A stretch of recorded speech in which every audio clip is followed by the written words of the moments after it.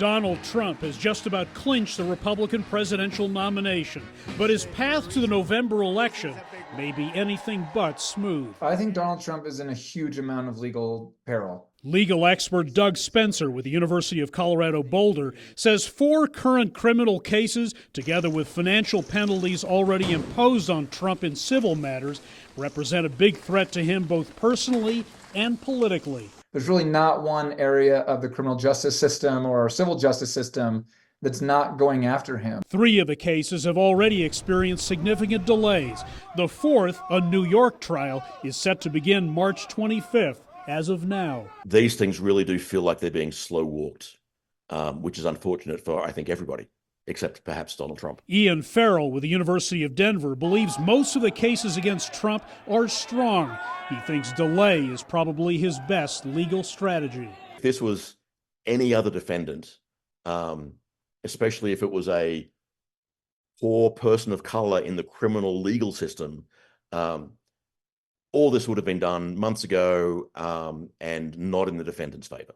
Trump has a strong incentive to delay. He'd likely move to get rid of his 2 federal cases if elected president. He'd also prefer not to have a case proceed to trial or conviction before the election. What happens once a case starts is it moves from kind of this theoretical specter hovering over him. 2, Joshua Wilson of the University of Denver says, something much more real and concrete to voters, those who haven't made up their minds already. Yes, I expect this to be a close election and expect information like this to potentially matter significantly in the outcome of that election.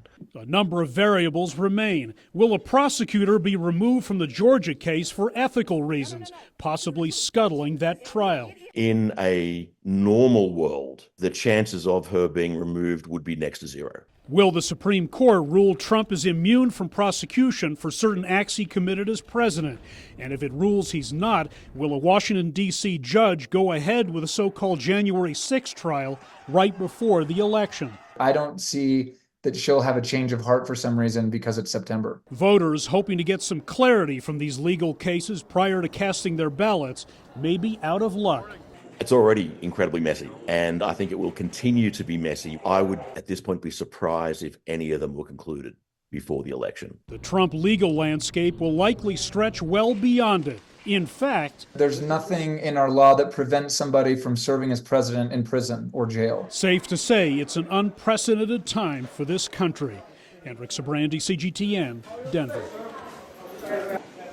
Step to the right. In 10.